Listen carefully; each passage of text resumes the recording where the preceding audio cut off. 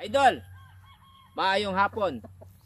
Bali, kuan pala idol, hindi pala ako nakatuloy ng sali sa expo bukas, yung Cagayan World Expo or Expo sa Cagayan.